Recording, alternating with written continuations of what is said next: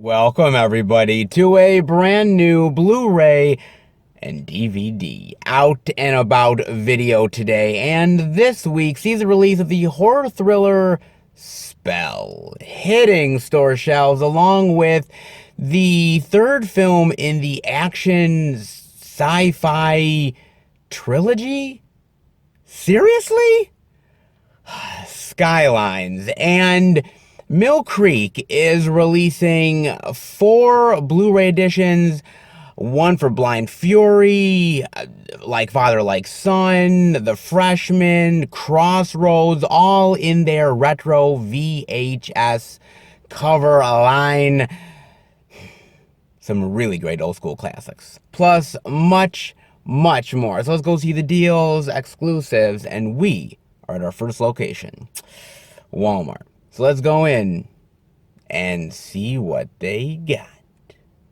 All right, we are in at Walmart, and would you believe me if I told you that this is, I believe, like the third straight week where we've had no new releases whatsoever? Yeah, absolutely, guys. No new releases whatsoever. We've still got a ton of Tenet, because they still have a ton of that. All the older stuff. Hey, more Bill and Ted. Of course, same with Mulan, New Mutants. The Crap Legacy certainly isn't going anywhere. But, yeah, no Honest Thief. Still, we have no Honest Thief yet to this day. I don't know whether, like, Liam Neeson came in here and bought all of the stocking stuffers or something, but yeah, we haven't seen this one. They still don't have Love and Monsters or Yellow Rose. Hell, they don't even have stickers for the other new stuff that came out this week, man. Yes, this wonderful, yeah, Walmart. Yeah, wonderful. Great. Just what I really like to see. No new releases. Yep, this is the dilemma. I love this Walmart, great people, but where is the media? Yeah. Oh, I'll kind of search a little more to see if maybe there's something worth at least checking out here. All right, well, we are over in the franchise section, and mind you, it is pretty goddamn bare over here. But on the very top over here, I am seeing something unique as far as new slipcover editions. They have all these editions here with these different movies. Now, none of them are actually really connected exactly. I mean, they're all like, they're kind of love stories in one way or another, but outside of that, the only thing that really brings them together is all of the female characters on the slipcovers have these sort of glittery dresses on them. It's kind of weird, actually. If you look at this, like, Age of Adeline has her dress is kind of glittery there. You have Warm Bodies with her tank top, which is kind of glittery. You have Forever My Girl. Yeah, see, it's kind of glittery. Yeah, it's kind of weird, actually. So these are like glittery dress slipcover editions. I don't know what to call them, man. Kind of weird. I mean, some of them are kind of cool. Like, I do like the La La Land one with, like, her yellow dress there, which is all kind of glittery there, with sort of the pink background. Like, it actually kind of stands out. It looks good to me. It's kind of just another excuse to put out another edition of these movies, which basically, by the way, are the same editions. Like, they're not anything new or different editions. They're just new slipcovers that are put on the old editions. And God knows how many times we've seen that. I mean, jeez, I can't even count how many times. Good Lord. I mean, they're cool slipcovers, but at the end of the day, if you already own the movies, is the slipcover really going to influence you to rebuy them again? I don't really know. And they're just the DVDs. They're not really the Blu-rays or anything, just the DVDs themselves. And then there's one over here I'm seeing. What is this? Oh, get the fuck out of here. God, are you kidding me? We made a slipcover edition for the Twilight Saga. Oh, look at that, God. Man, make me want to fucking puke. God damn it. How many times are we gonna have to do new editions of Twilight? Seriously, man. Oh God, Lord help me. Do not tell me 2021 is the comeback of Twilight, cause man, bring me back to 2020, motherfucker. Bring me back, please. Oh, please don't come back. Oh, I'll be good, I swear. I just don't want more Twilight. Oh no. Oh God, Lord help me. Oh, fuck my life. Oh God. Seriously? Does the world really need more Twilight editions? No. No, they don't. Really? Seriously? No. No. God, dear God, no. Ah. And for 40 bucks, another Twilight edition, man, they can keep it. Jesus. Oh, I mean, like I said, they're interesting additions with these unique slipcovers that, again, has these sort of glittery dresses on them for all of the female leads. I mean, some of them are decently priced. I mean, some are 10 bucks, some are $7.50. I mean, they're all decently priced, but again, does the slipcovers intrigue you to rebuy them again? I mean, I know there's a lot of great slipcover lovers out there, me included, but I just don't really see these editions really being worth it, in my honest opinion. I don't know. That's just me, man. And especially for Twilight? Really? Twilight? God. It's never ending. It's never gonna end. God. Well, if you're into these movies and haven't picked them up yet, I mean, now's a good time. But if you already have them, not sure about the rebuying quality of them, though. Just saying. I mean, at least it's something to see here. At least one thing. All right. Old editions with new slipcovers. Ah. This is an old trend that gets recycled over and over again. But, hey, at least it's something to see. All right. I guess that's it. Let's head out. So this is exactly what I was talking about last week at the end of the video, right? If you don't put the physical media out, then you have no right to complain about if you're losing sales, you know, people aren't coming and checking out the media. You have no right to say it. I mean, truth be told. And look, I think there's some really nice people here. The manager is nice, and some of the employees here in the electronics department, and they're nice, but it is Tuesday. You have to put out the physical media. It is New Release Tuesday. That's what they call it for a reason, because you put out the new releases, right? Right. That's what you do.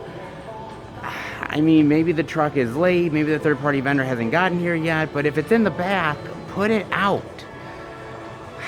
This is a conundrum. I mean, it really is. I mean, my hope for 2021 is for more media to come out and to show more media and really showcase it and really get the word out. But in order to do that, these stores have to do their jobs, and sometimes that's easier said than done. It's a real shame that we haven't seen anything new here in a little while, but I'm hoping that changes. I really do, because I like this Walmart, but things got to change, because you can't sell anything if you don't put it out. That's just the honest reality. I mean, they have some interesting slipcover editions, but what about some of the other stuff that easily could sell too? Sometimes old slipcover editions is just not going to get you through. You need the new release as well. It does make sense. Just saying. Hopefully next week will be better. Well, here's the hoping. In the meantime, well, we saw what we could. Let's head to the next location and see what more we can find. All right, everybody. We are at our second location, Target.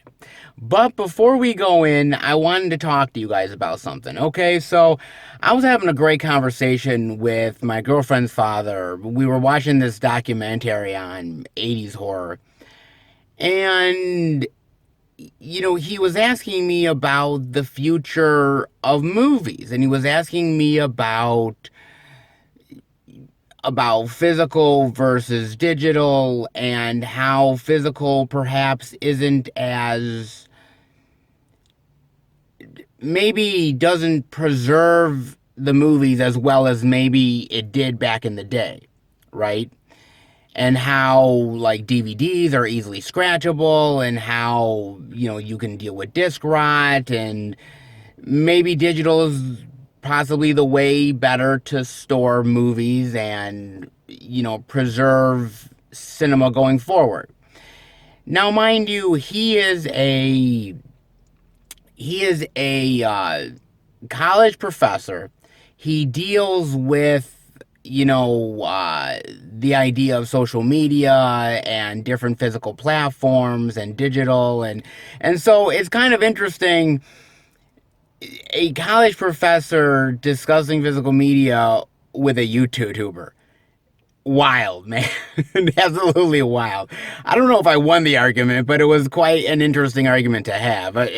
More of a discussion, but you know, I was talking to him, and he says, look, his class mainly goes digital with everything. He says most movies and everything are going straight to the digital platforms, and physical media, even though there is still a place for it, maybe has lessened quite a bit, and that perhaps most of these platforms and most of these companies have starting to move on from it. That maybe physical media is not as reliant as far as preserving the movies are concerned. And I told him, I said, look, it's really based more on, I think, the collector. Because look, yes, there is disc rot. Yes, there is problems with, these movies, and that they could easily get scratched and damaged. And trust me, I've had it happen to me tons of times. I'm sure you guys have as well. That's not to say that it still is bad media for it to preserve on. I feel like everyone is trying to tear at certain arguments to keep physical media relevant, right? I mean, even Sony has come out, and they had a big news story just recently about how their new Bravia TVs, right, that they're coming out with, their new line, that the streaming capability on those TVs are as good as a 4K Blu-ray. That's what they've said. They said 4K Blu-ray, it's equal, if not better. And so now TVs are starting to catch up with the streaming capability of a 4K Blu-ray, and now there's discussion about how relevant can physical media really be going forward. Not only streaming capabilities, but preserving the media where there's a large and bigger footprint in digital. You can store a lot more. So wouldn't that be the better way to go? And my argument is not necessarily. I mean, look, at the end of the day, yes, digital is getting bigger and bigger and bigger, and it's holding on to a bigger footprint of the overall consumer nature. That's undeniable. Okay, it truly is. But look, as I've said so many times, not everything is coming to digital. Not every TV show, not every movie. And a lot of the stuff that's getting released by these labels, like A Vinegar Syndrome or a Severin, Mondo Macabro, Criterion, 88 Films, Scream Factory, you name it, all these companies, a lot of those movies really have no place in the digital consumer market. That's not to say they're bad movies or bad media, because they're certainly not, far from it. But these companies and these digital, I guess, overlords, I guess you want to call them, if it's not popular, if they don't think that people are really going to come to their platform in order to see these movies, they're just not going to carry it. And that media gets lost. And I told my girlfriend's father, the college professor who knows way more about this than I do, I told him, because he was asking me, he said, well, what about the movies from the 1920s and the 1930s? And I said, look, to be real with you, and I'm not going to lie, some of those movies are lost. And they're lost forever. They're not coming back. I mean, a lot of them, if you remember, think about it like this for a second, okay? a lot of movies came on VHS. VHS was huge. It was popular. It was the big thing. So many movies got transferred over to VHS.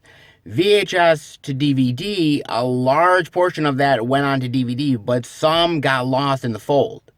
Then DVD to Blu-ray, a massive amount of media got put on Blu-ray, but a lot of it got lost still to this day. And now transferring over to Blu-ray to 4K, the same thing is happening.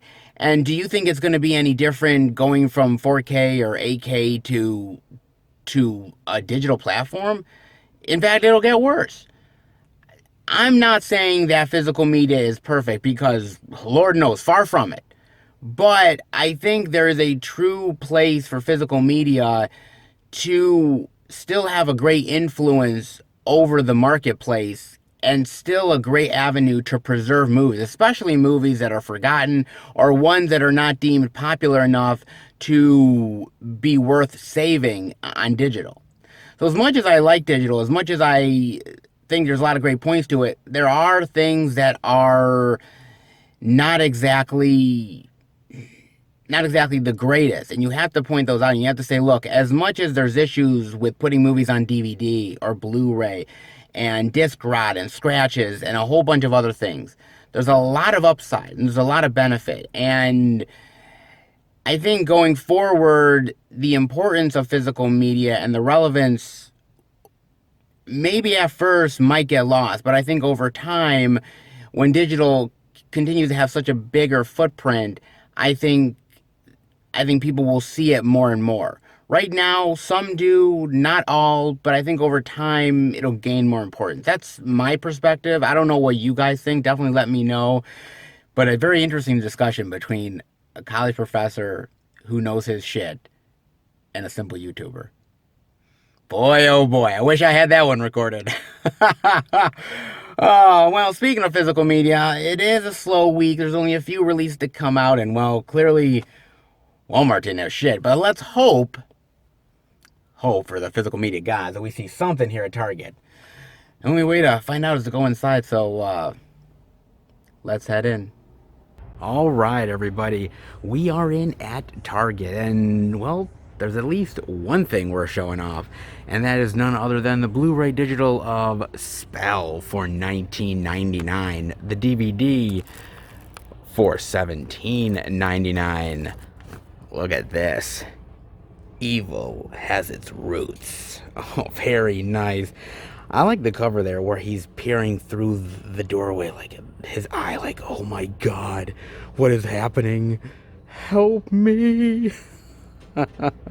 I like that so much, man. A great cover. Now, I got a chance to watch this on Amazon Prime, and I wanted to because I've actually heard a lot of really great things about this movie.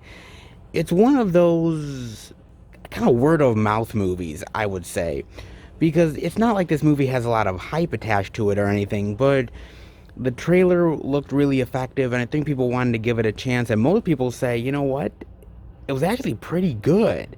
And actually a really decent horror flick. I mean, there's a lot of new horror films that come out that, I don't know, don't really live up to the hype, or people say so many really great things about it that unfortunately, when you finally watch it, it doesn't really sort of pan out the way you were hoping it would. But not this one. This one is kind of a slow building word of mouth movie that people are talking about here and there. And I've heard good things. Everybody who's seen it tends to actually really like this one. So I decided, what the hell, I'm going to give it a chance. Now, basically, it's about this black man and his family. They're really well off, very rich. But this guy seems to have a lot of problems earlier on in his life with his father, and a lot of repressed emotional feelings and issues. And one day he's taking a ride with his family in like their private jet, and they possibly crash, or something ends up happening because he ends up waking up in this old woman's bed. He doesn't know where the hell he is. He's got injuries all over his body, and he's kind of kind of hand tied, and he's wondering what is exactly going on here. This woman comes into the room and she's spouting all this religious hokum pokum, and oh, your family. Well, we didn't find your family, and you were in this plane crash, and then he's trying to get away from them, and they're continually like tying him up and manipulating him and almost like experimenting him with like this voodoo culture, and all the while the mystery of what's going on exactly and what happened to his family. And I gotta tell you, this is a really solid horror flick. It's got some really great horror vibes to it. The acting is very well done. And I like the voodoo aspect to it. It feels very old school, southern, mysterious style to it that works perfectly, man. I mean, and the voodoo stuff comes off really great. I love the design of the voodoo dolls, and I love sort of this almost like mysterious voodoo southern cult that is trying to perhaps use him for nefarious purposes. Like there's all kinds of really great mystery here. It is a very satisfying movie, and it has a lot of unnerving vibes to it. Things that you just are like, oh. I mean, whether it's the experimentations with the voodoo stuff, whether it's the torture that they're putting this guy through. I mean, literally putting like spikes through his foot and all kinds of nasty stuff, man. The torture this guy goes through, man. I mean, he eventually gets his payback, but damn, does he go through with the ringer, man. I thought it was really, really well done. It truly is. It's not the best horror film out there, and not even probably the best as far as like a voodoo horror movie is concerned. But that being said, it was a really interesting and unique surprise. And as far as one of the newer horror flicks goes, I actually really enjoyed this one quite a bit. And as I said, the acting is very good here. I mean, Omari Hardwick does a great job, but it's actually Loretta Devine that does a really amazing job as this old mysterious woman that is like manipulating him and everyone else in this town with voodoo, and you're wondering what's going on, what's her deal. I love her in this, and I actually remember Loretta Devine from a little horror flick from 1998, I believe, called Urban Legends. Yes, she was awesome in Urban Legends, and I think, if I'm not mistaken, she was actually in the sequel too. She did a great job then. She does a great job now. Just a great working actress that sometimes doesn't get really great, juicy, meaty roles. Sometimes she does, not always, but in Spell, she has a really great villainous voodoo witch role that I absolutely enjoyed, man. I love the story here. I love the characters. You get to understand them. You get to know them, sympathize with them, and literally hate them. It's well done. It truly is, man. I thought every aspect of this worked. Like I said, there's the tense moments, and yeah, there is moments here where the horror doesn't work, but overall, though, I went in with moderate expectations, and they were honestly delivered. They really did. And for me, like I said, there's a lot of newer horror flicks that sometimes can't really touch the older stuff, but as far as voodoo horror is concerned, and actually there's not, I mean, it's a genre unto itself, but not a lot has been made over the years. But Spell is one I think worth watching, especially if you love stuff like Serpent and the Rainbow and stuff like that that deals with voodoo and resurrection and stuff like that. I think Spell might be right down your alley. Truly, think it might be. I actually really enjoyed it. I was pleasantly surprised by this one. Definitely delivered. Yeah, I quite enjoyed that. Not bad, man. And not bad, I mean, yeah, only one release, but hey, one is definitely better than nothing. You know what I'm saying? And they have a decent selection of all the older stuff as well. So if you haven't picked up some of the older stuff, hey, now's the time to do it, especially a slow first month of the year. Not bad, hey. Something is better than nothing. All right, let's head out. Now I know what you guys are thinking. I know. I can feel it. Well, Target was a little bit of a bust. But you gotta remember, they had one thing to show off, okay? And let's be real, First Walmart didn't really have much to show off. None of the new releases. So at least we got to see one of the new releases this week. That's not half bad. And I said, you know, as far as my hope for Target in 2021, my hope is at least they have something to show off. I'm not asking for Target to be the best as far as physical media is concerned, because let's face it, that ain't ever gonna happen.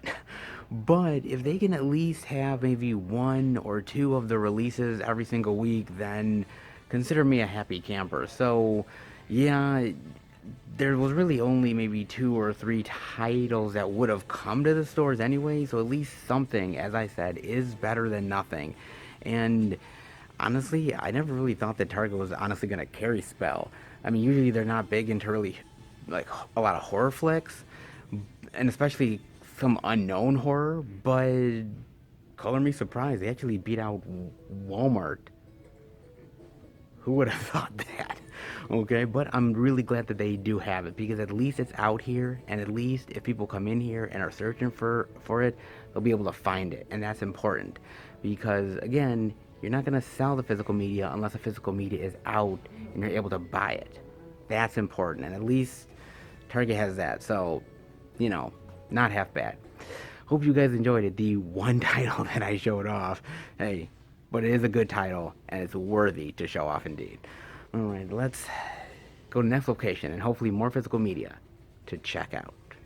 Alright, everybody, we are at our third location, the second Walmart. I'm going to go in and see if there's any interesting indie titles worth checking out. If there is, you bet we are heading back to Film Fan 108 HQ, and I'm going to show them off to you guys. But before we do that, I wanted to talk about a movie trailer with you guys. It comes out at the end of January on HBO Max, and that is none other than The Little Things, with my man Denzel Washington, baby.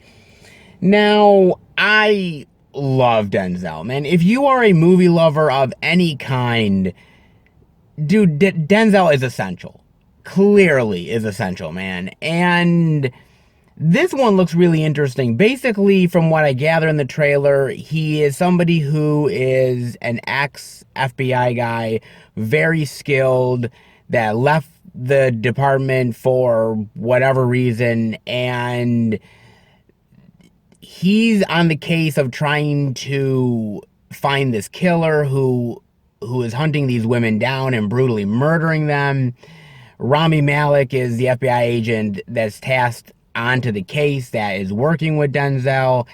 And then you have Jared Leto in the mix, who plays the person who may or may not be the killer, and their obsession with him. It looks great. It looks tense. It looks thrilling. The acting here looks amazing. I mean, when you're talking about Denzel Washington, he's a phenomenal fucking actor anyway, so of course the acting is going to be great.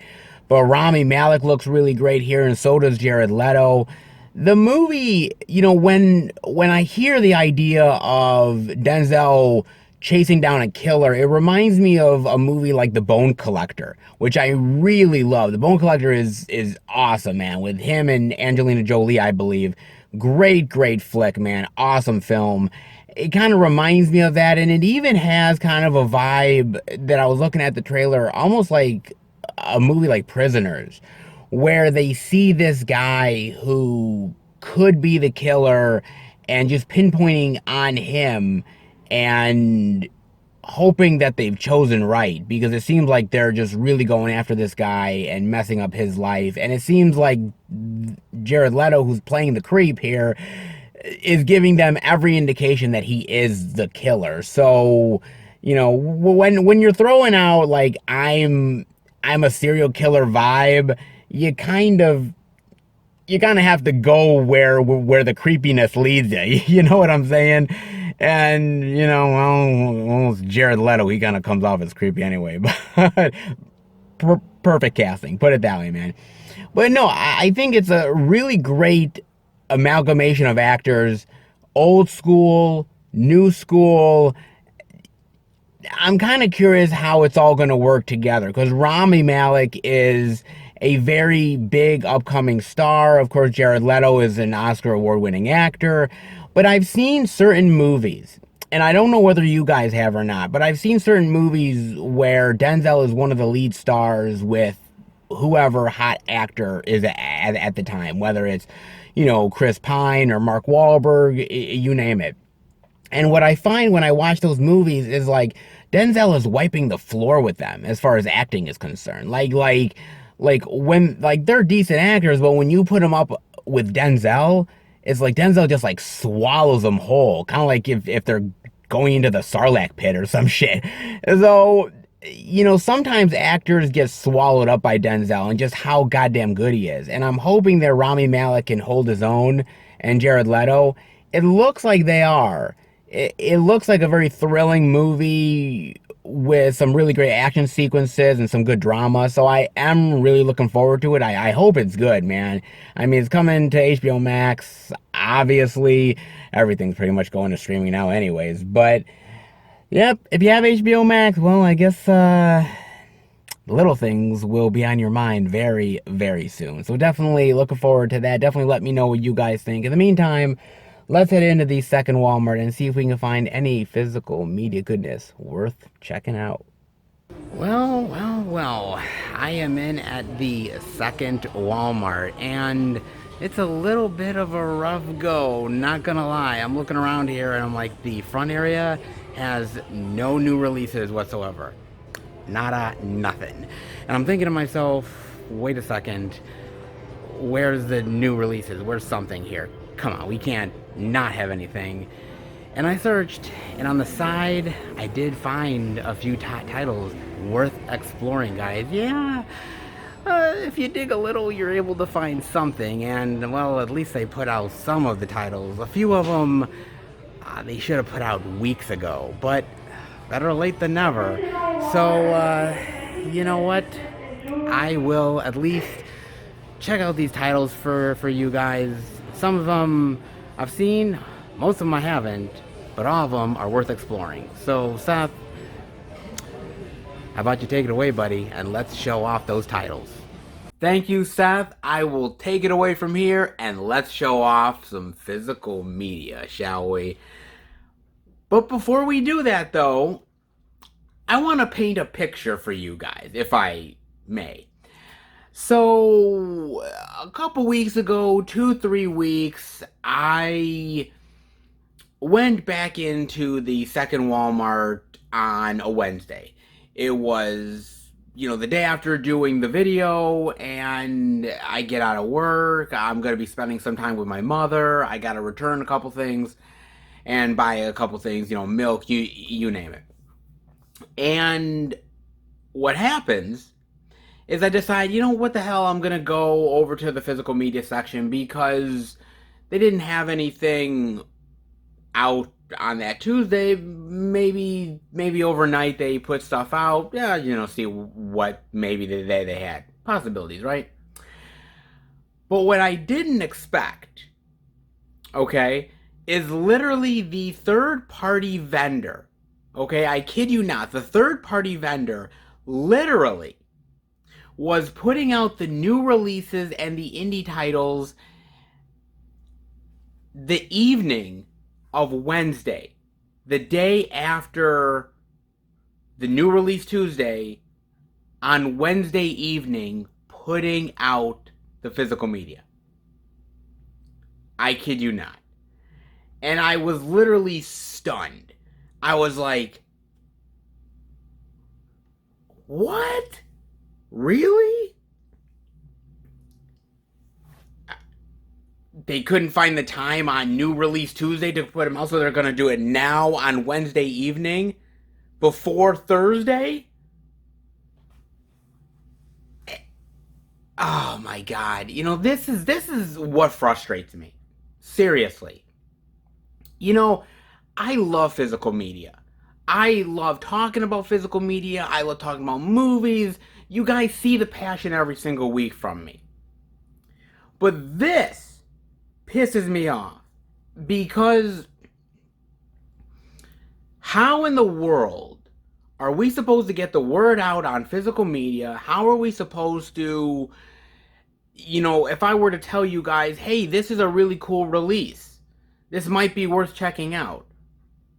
How the fuck do I tell you guys that when these companies can't even put out the fucking physical media on a goddamn Tuesday? Do it on Monday night. You're there overnight, you can put the shit out. Or right when you get in on Tuesday morning. We're waiting until Wednesday evening? Now I know it's just that one example, but that just got to me. That really did. And there was a time, long time ago, when companies like Walmart and Target and you name it, all these companies invested so much into physical media. A lot. They invested so much into physical media, and somewhere along the line they decided it wasn't profitable for them anymore. And so they were slowly, getting rid of the physical media, paring it down more and more. And now we're seeing that they're not even putting it out on fucking release day. That burns me, man. That burns me. And so I always try to praise the stores that are putting out the physical media on the day of, because you have no idea how some of these employees and these customers, just don't really care anymore about the physical media. These managers at these stores, they're like, well, if you put it out, go right ahead. I mean, yeah, we may get some people coming in. No, I see a lot of people literally go to these store shelves and see empty shelves, empty areas constantly. And they just leave. They just go. And maybe they would have bought something had the fucking media been out. And so I'm not asking for the world here. I'm not asking, for them to have all kinds of wonderful media and have all these boutique label titles out there and everything. I'm not asking for all that. It'd be nice, but I'm not asking for it. I just want the physical media out on a goddamn Tuesday. And I just can't seem to get that at times. And I really feel that it's incredibly important, as us as physical media lovers need to point this stuff out. Need to hold certain people and certain companies responsible for that. If you're not doing your job, it would be the same thing as me. If I wasn't filling certain things up in my job that I'm supposed to, somebody would come to me and be like, why isn't that filled? Why isn't that out? We're not going to make any money if it's sitting in the back, is it? And they'd be right. Well, what about this? It's new release Tuesday for a reason. Put the physical media out. That's it. It's pretty damn simple. And so I had gotten worried this week. I'm at Walmart and I'm thinking, oh my God, I don't see any of the new releases whatsoever. I see none of them. I don't see a single thing of them. And so I'm thinking to myself, oh my God. I mean, they don't have Spell. They don't have, they don't have a bunch of these releases. And I'm thinking to myself, okay, I guess not. I mean, somebody decided to put out the indie titles, thankfully, but this is why I fight for physical media all the time, every single week. Because, when all is said and done with physical media, when it's all over, I want to at least be able to say that I did my part. And I fought for it. I can't say the same for some of these companies and some of the employees, but I fought for it. That's it. So I'm glad we're gonna get to see something here at the second Walmart, but at the end of the day, man, it just really sucks the fact that there's an opportunity here to still make physical media relevant, and sometimes these companies just don't care, and they have to be reminded to care, and that sucks. Because I thought we were out here to make money. I thought we were out here to, you know, give the consumers what they want. Apparently not. Just saying. But with that being said, guys, hey, at least we see something, and again, something is better than nothing, as I've said. So, how about we check out all that physical media goodness, shall we?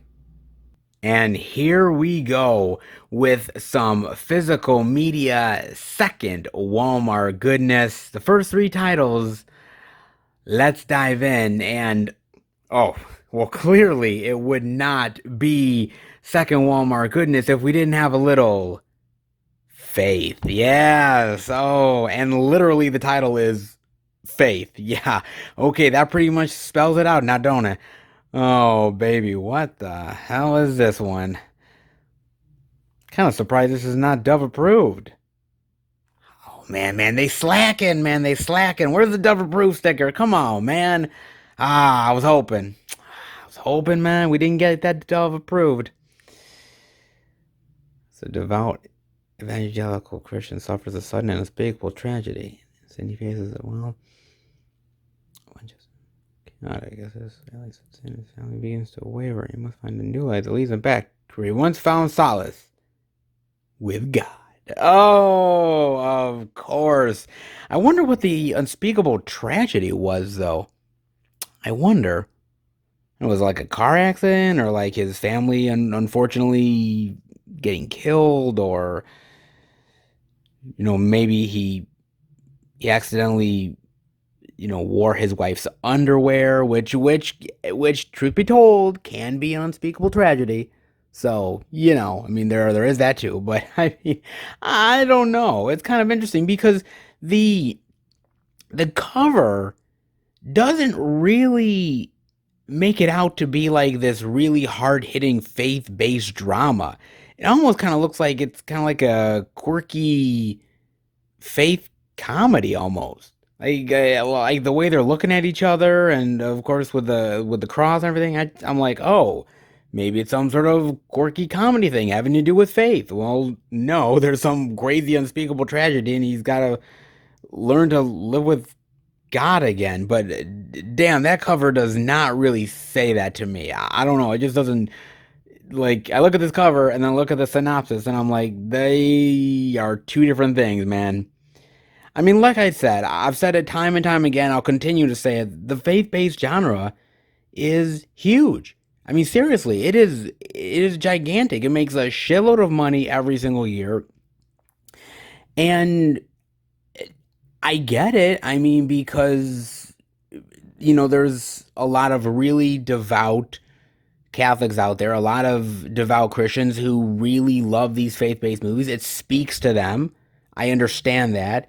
I don't think all of these movies are great. I think there's a certain section of them that are really good, and a lot of them take the faith-based genre and just make a cheap movie for cheap sake, and it's gonna get the Christians out there to buy it because, hey, it's got faith in the title, so what the fuck? I mean, that's generally sometimes what these movies do, to be fair, but is this one of the good ones? I don't know. Two different tales here. The cover and then the synopsis. There's got to be some interesting movie in the middle. I'm just not going to watch it to find out. Just saying, man.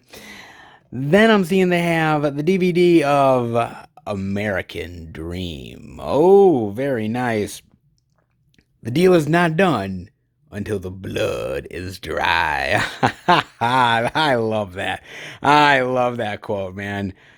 Oh, let's see here. From director Janusz Kaminski, Academy Award-winning cinematographer of Saving Private Ryan and Schindler's List.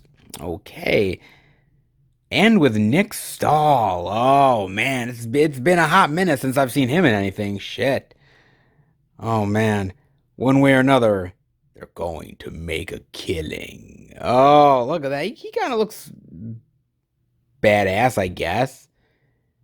I really do like Nick Stahl, but in this picture, doesn't he look like a little kid with a gun or something? Like, I'm serious. I'm like, you put that down, Johnny, or you're going to your room. I swear. Well, he kind of looks like that. I'm like, oh, isn't that cute? Oh Lord, he tries. Oh man, what is this? Academy Award winning Texas intense thriller about the brutal struggle for success, desperate for cash, entrepreneur Scott. Oh, I thought I remembered Luke Bracey. Yeah, it's from that terrible fucking Point Break remake. God. Let's turn to Russian mobster Yuri. Nick Stahl plays a Russian mobster? Okay. Yuri gets revenge by trying to take over their construction project. Partners are terrified until Nikki's tough Russian girlfriend Anna decides to take action herself. Really? Okay. Their construction project. Oh, okay. They got to be worried because he can cut off the permits and get rid of the construction union. I mean, yeah, that's boy, it's I mean that is quite terrifying, isn't it? Oh, come on, really? Nick Stahl playing a Russian mobster. I mean, look, I like Nick Stahl. I loved him in Sin City. I actually really loved him in Terminator 3. I thought he was awesome in Terminator 3, but he's a solid actor, but I don't know if I can really see him as a Russian mobster. I mean, maybe. I, I mean, if this was a John Wick movie, this guy would like get killed in point five seconds. I mean, seriously, he would stand no fucking chance. But yet, because he's threatening their American dream, then he's one ruthless motherfucker. Like, first of all, I would never do business with a Russian mobster. I just would never do it. That would be like one of the first major rules: never do business with Russian mobsters. And I would never do business with a Russian mobster that looks like Nick Stahl. Okay, no way, dude. I'm sorry, you look like a little kid and I don't know whether you stole your daddy's money from the cookie jar. Like, I don't know what the fuck. So, I don't know, man. I mean, I like the story. The story looks interesting. I like the idea of them being terrified by this Russian mobster, and then this Russian girlfriend has to come in and I don't know, kick ass because the guys are complete pussies. I don't know, man. It's kind of odd to me. I don't know. A little iffy on this one. Has a good idea to it, but Nick Stahl is a Russian mobster. Nah, no. And the other thing I'm seeing over here is they have Parallel. Ooh, look at that. You can't go back. From the executive producer of Joker. Oh man. Oh great. Okay, well hopefully this is good. I mean, look, I love how the front cover does that, right? Well, from the executive producer of like oh yeah, just because it's from one of the executive producers of a really great awesome movie doesn't mean that suddenly this movie's gonna be great. It's just like, oh, by the way, if you like Joker, buy this because we need your money. So that's pretty much what they're saying, man. Oh Lord, let's see what this is. A group of friends stumble upon a mirror that serves as a portal to a multiverse. As they begin to use the portal to their advantage, they soon discover that crossing between the dimensions brings increasingly dangerous consequences. Ooh, multiverses, nice. Oh, I love that sci-fi stuff. Oh, so good. God, man, I am such a sucker for a good sci-fi plot. God, I am, man. I'm not gonna lie. Geez, I would watch like endless hours of like Stargate SG-1 or Stargate Atlantis, and they'd always have those really great like episodes of like parallel universes or dimensions. I mean, same with Star Trek, man. Like they would have that. I would just eat that shit up because I just loved it, man. I just really did. And this actually kind of sounds really cool, man. It really does. kind of like they find this mirror and it's all kind of fun for a while until they realize that there's dangerous consequences. Like maybe there's like too many multiple versions of themselves, and maybe they're going into other verses that they're not supposed to, and maybe that these other mirror selves are getting caught in the crosshairs of their own lives. Like there's so much really great opportunity for some really cool, interesting storytelling. I mean, truly, it kind of reminds me of that movie Primer. I mean, it's more of a time travel movie, but that movie Primer is interesting because you see multiple versions of yourself, but you can't really interact with the multiple version of yourself because you could maybe break reality in some way. Like it's all very cool and interesting. Even a concept like Looper or something, which is really interesting as well. There's some really cool, interesting concept stuff here, multiverse stuff. But I always love that stuff. It's so unique and fascinating to me, man. I mean, I don't know. This is a cool. It looks like a cool little indie title, man. I mean, I don't know much about it, but just from the synopsis, I definitely would be interested in it. The actual like cover itself is okay, but the synopsis is definitely what gets me. I mean, I'm a sucker for a good sci-fi movie, so this definitely seems right down my alley. Definitely let me know what you guys think of Parallel. And on to the next three indie title. Goodness, baby. With the first being The Curse of Hobbs House. Oh, look at this. Nice cover. I like that. Pride and Prejudice and Zombies meets 28 Days Later. Now, that's an interesting mashup, isn't it? Okay.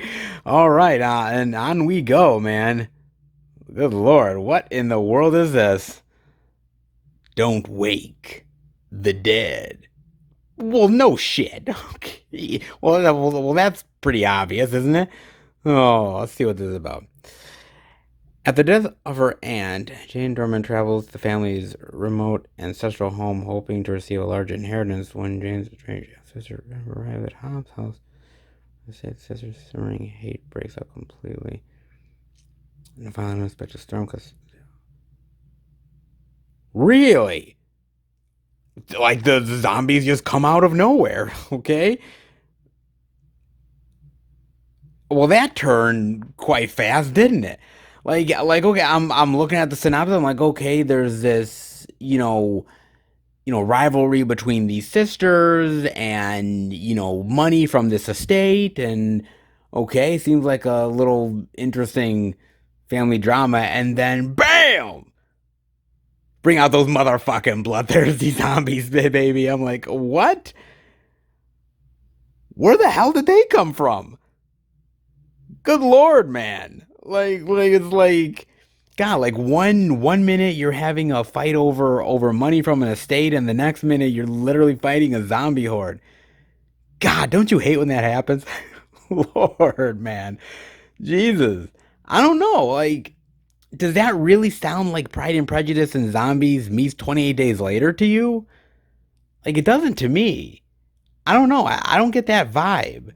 Pride and Prejudice and Zombies meets 28 Days Later. Like, the synopsis doesn't really, I don't know. It, it doesn't sound like that to me.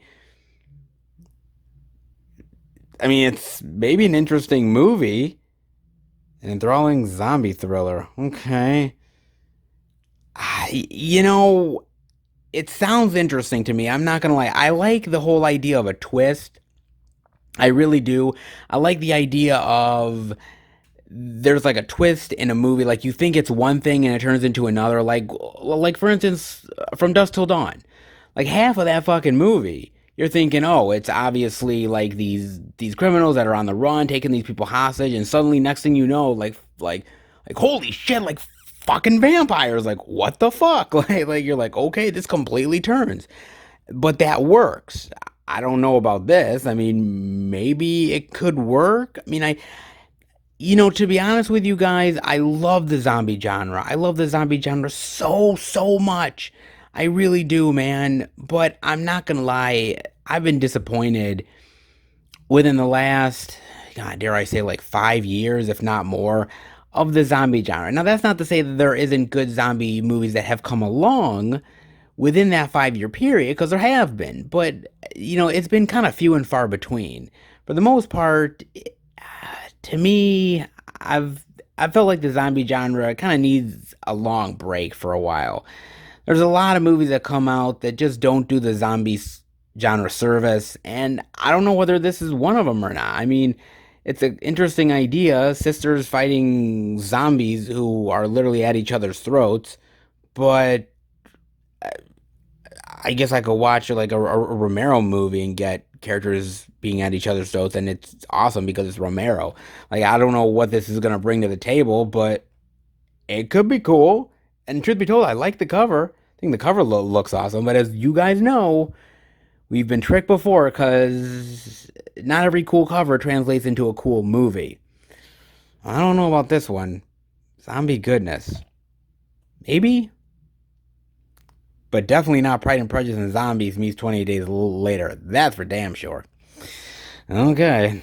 And then the next thing I'm seeing is they have Monster Force Zero.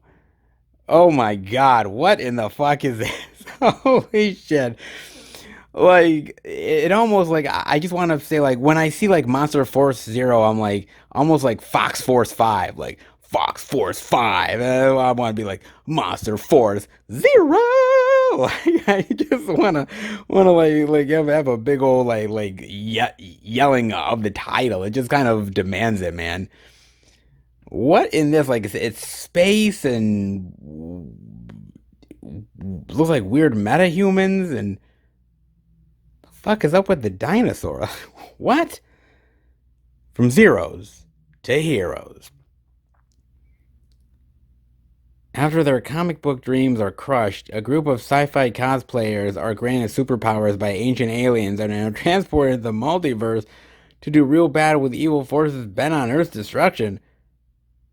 What? What the hell? Oh my god, aliens and dinosaurs and furries. Oh my. Never, never give cosplayers superpowers. I mean, they can't even get their costumes right, for Christ's sake, and you're giving them superpowers? Oh Lord, it ain't gonna end well, man. Oh, god damn it. Oh, this could be a cool, quirky superhero comedy. Something that, you can kind of cheer at and also make fun of, but it kind of knows that you're making fun of it at the same time, so it's kind of in on the joke. Energetic and fan friendly. Truth be told, man, I love the cosplayer fan base. Those people, man, honestly, are some of the most creative motherfuckers on the planet. I mean, the stuff that they do with their costumes and just how creative they get, it's really fun hanging out with some of those people and getting to know them, and to give those people superpowers. Hell, they might be better than the actual superheroes themselves.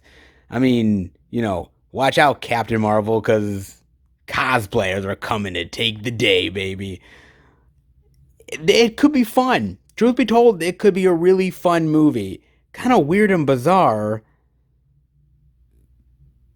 More on the bizarre side. And definitely ludicrous. But could be fun.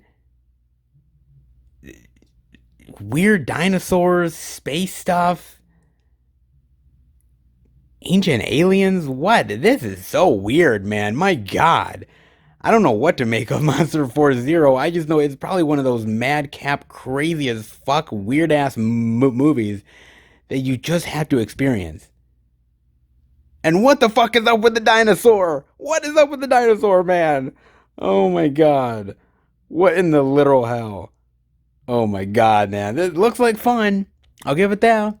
It looks like fun, man. God. And then the last thing I'm seeing is they have The Beach House. Yes, a Shudder original, The Beach House, and certified fresh from Rotten Tomatoes. And you guys know that if it's certified fresh from Rotten Tomatoes, then you know it's got to be good, right? Right? Right? Yeah, I kind of doubt that. Oh, there's something in the water. Oh man, oh man. Okay, so I've watched this movie. Okay, yes, I have actually. Now, this movie was originally supposed to come out weeks and weeks and weeks ago. Okay, I watched it on Amazon Prime for the video, thinking it was going to be at one of the stores that week, and it wasn't. I was like, well, fuck. Well, I picked wrong. And I was like thinking, well, damn, man. Now, truth be told, the movie is basically about this young couple who is having issues with their relationship. They go to this beach house. There's this weird older couple there, and they end up getting infected by uh some sort of like microbe or some sort of thing within the water that's basically uh, almost like infiltrating their their system and changing them into these weird sea creatures. Truth be told, they didn't quite explain it all that well, guys. I mean, it's kind of weird and odd and not that well explained. There's some interesting scary moments in here, like when these characters are transforming into some sort of sea creature, killer entity, whatever the fuck it is. The effects are really well done. They are frightening. The practical effects are really cool. So there is things here to like, but I got to admit, man, when I was watching this movie, I was getting real pissed at the characters. Seriously, like there's moments here where the characters are so fucking stupid, or they literally come across as the most like banal characters of all time. And what I mean by that is like crazy shit is happening around them, right? Characters are missing, people are puking up, weird black shit, and there's people that are coming after them and attacking them, and they're all just so fucking casual about it. They're like la di da di da, and oh well, oh my God, Susan is what's wrong with Susan? Jesus, what's happening to her? That's really terrible. Maybe we should get out of here. Well, no shit, Sherlock. You stupid fuck. Like, maybe you should have been worried about that, I don't know, a half hour ago? You dumbass motherfucker. Like literally, sometimes I'm like, I just want to grab these people by the fucking collar and be like, get out of the fucking house. Have some fucking common sense. Like, I'm just like, sometimes, because look, sometimes there's a really good premise to a movie. Like, this has a really good premise and an idea. And I like the idea of the ocean or the sea has these microbes and these sort of things within the ocean that we can't see or we can't understand, and that the ocean is so vast and so dangerous that we don't know much about it and we still don't fully understand it, and what we don't know can kill us or transform us into something. Like, I like that idea and that premise, and it's an interesting one. But there's certain movies, man, that even with an interesting idea, the characters completely fucking butcher it, man. And this is one of those movies. Like truly. I mean, the main girl here is good to look at. She's cute. And there are moments where she's smart, but there are moments where she's really stupid and she should know better. And the same way with a lot of these characters. And some characters are like really just like out there, and you just don't understand why they're in the movie to begin with. Like, they have no point, right? I mean, they're just there to be there, and they just say some weird shit that makes no sense, and you're like, oh, that's supposed to be scary. I guess. Like, I mean, the movie has some good points. Like I say, the creature effects are really cool here. The practical effects are awesome. I like the idea behind how the water can kill you and transform you and how it can betray you. Like, I like that idea, guys, but I don't think it was done as well as it could have been.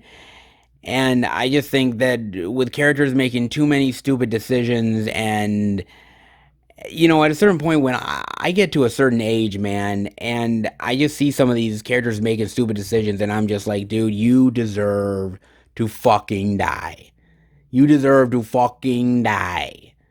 Like, grab your shit and go, cause it ain't gonna end well for you.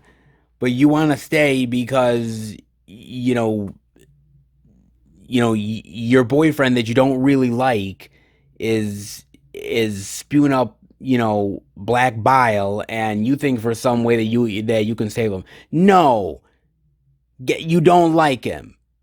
You were probably gonna break up with his ass in 6 months time anyways. Okay, truth be told, you probably were. Okay, I mean, maybe the sex is good, but you were gonna leave. Okay, once he's spitting up black bile, the relationship's pretty much done. Okay, like, honey, I love you. The sex was good, but I'm out.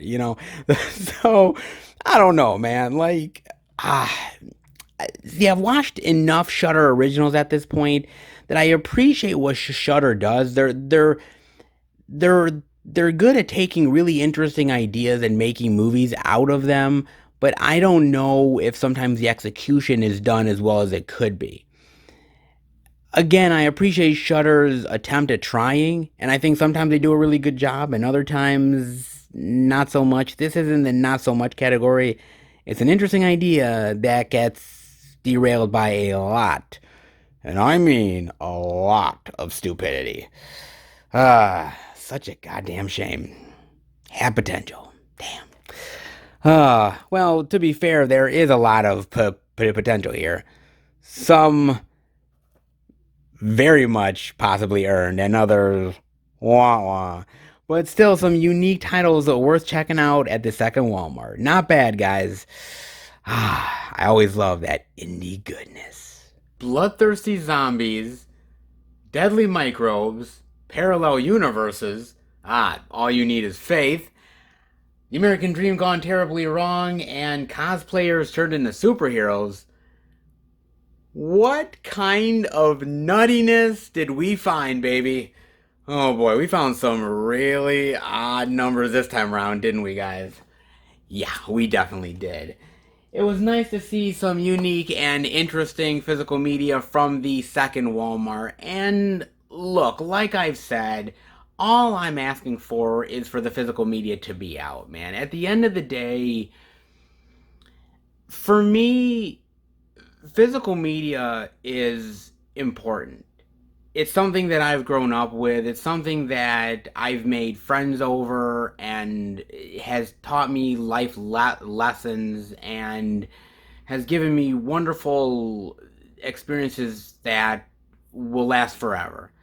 And so I just want people to have those same opportunities with physical media and be able to have them at their disposal. And so that's why I get as passionate as I do, guys, because it's a part of me. It's a part of who I am. And so I just want to see these companies taking physical media more seriously and to give it a chance for people to have. And as long as these titles are put out, then at least we're giving them a fighting chance. And that's what I hope for. I really honestly do. So hopefully this was my big old rant for the beginning of 2021. I knew I was going to have some rant occasionally. Might as well start right out the gate. But to me, it's just something that I just want these movies and these titles to have the opportunity for someone to enjoy them. And being at the store and having somebody maybe get it that might not have otherwise if it wasn't there. So for me, it's just vitally important that physical media still remains relevant and these stores still treat it in a very important way. So that's what I think, man. But hopefully you guys agree with me. Let me know your thoughts on all that. In the meantime, well, look, this was pretty cool, but trust me, guys, there is definitely more physical media to check out. So let's head to the next location and find some more of that physical media goodness. All right, everybody, we are at our fourth and final location, and could it be that the beast can save the day. Well, we shall see. Might as well give it a go as we head into none other than the Beast. Best Buy, baby. Yes, indeed. I am looking forward to heading into the Beast. Maybe I shouldn't, considering that it is a slow week and this Best Buy has had a little bit of troubles for at least a couple of weeks. But any store can have a bounce back, and if anybody can, it definitely is Best Buy. I don't know what we'll see exactly. Certainly not an abundance of titles, but maybe something. And as I've said, sometimes with some small physical media weeks, something is definitely better than nothing. So hopefully Best Buy can come through. Let's hope. But let's head in, check it out. All right, we are in at Best Buy under the new releases, and I am seeing that we finally get to check out Lupin 3 the First, the Blu-ray DVD for $18.99, and really, a limited edition Blu-ray DVD steelbook for $22.99 includes exclusive 16-page booklet. Look at this. This is nice. Whoa. I didn't think we'd actually see a steelbook this time around. It's just something exclusive worth checking out. Look at that. That's really great artwork, man. I like that artwork. That's nice. Now look at this. Now this is not bad artwork, but this is killer artwork. Look at that. With all the action poses and the characters. Oh, that's sweet. Look at that. Oh, so nice. Dude. Oh, that's so cool, man. Damn. Now, I got a chance to watch this on Amazon Prime. I knew diddly shit about this movie, okay? I knew nothing. I didn't even know that Lupin 3 was a thing, okay? Like, seriously, I didn't know anything about it. Now, usually when it comes to anime, even though I'm not a student of anime, I don't really know much about it too much. You know, when you know about something because it's out there in pop culture. Things like Avatar, the Last Airbender, your Death Note, stuff like that. You know, you hear about it because it's big. People, if it's been around long enough, you're bound to at least hear about it in some form, one way or another. But Lupin 3, I had not heard of, man, at all. And so I was like, I don't know what this is, but I know it's coming out and might as well give it a chance. So I did. Basically, it's about this master thief, Lupin, and his merry gang of thieves as they're attempting to steal this artifact. And that's just basically the story. It deals with, like, you know, like Hitler and Nazis and some sort of science experiment, almost something that comes straight out of like Indiana Jones or some shit. Like, really, some great like pulpy action stuff here, great storylines, and the animation is awesome. I mean, some really great digital animation here which is quite stunning. The character designs are really great here. I love them all. You got to know the characters. You got to have fun with these characters as they're going through the action and these sort of death-defying animation stunts. And it kind of felt like an old school action serial from back in the day. Like I said, something you see from like Indiana Jones or those sort of like old school like thief films, you know, something like you'd see out of like, I don't know, some like Pink Panther or something, like some interesting action comedy drama.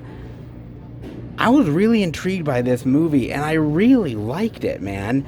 I enjoyed this one quite a bit. And then once I did the research, I was even more fascinated by it because I didn't realize how far this series actually went back.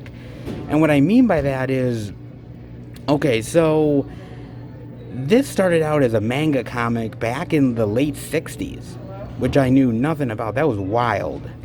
I knew nothing about that. And then I did more research finding out that this was actually an animated TV series back in the day from the early 70s, and there's been various TV series over the years and over the decades that Lupin 3 has had.